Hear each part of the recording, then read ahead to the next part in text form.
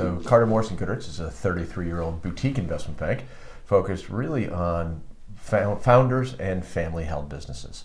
So dealing with families and founders, it becomes much more important, much more emotional. We're as much marriage counselor and therapist as we are investment banking and financial engineer. First piece of advice for a private equity fund looking to invest in a family-held business is be authentic, be real, be human.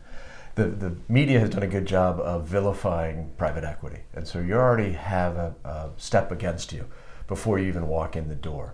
If you show up at that first management meeting talking about IRRs and EBITDA multiples and return on investments, you've lost the owner already. But if you can bring your industry fellow and talk about the same customer you both had, or that you were colleagues back a few years ago, if you have that common connection in the industry, that means a lot. Another good piece of advice for private equity folks looking at family businesses is, you ready?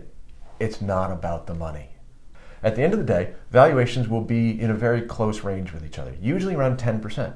A $50 million deal, we're going to be plus or minus a couple of $1 million, where at the end of the day, that's not going to make the difference.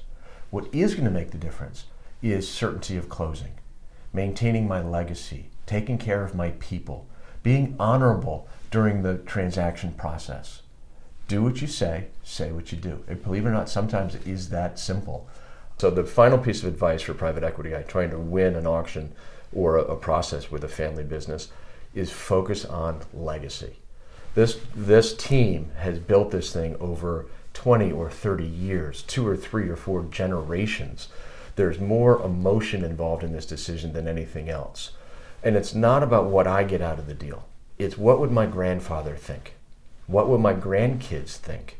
What does my community think? If a private equity fund can come in and talk about growth and stimulation and commitment to the community, that will win that deal every single time, much more than any purchase price can.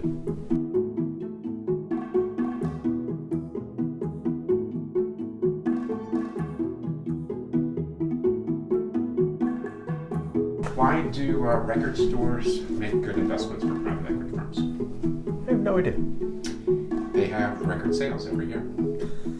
You're right, that is corny.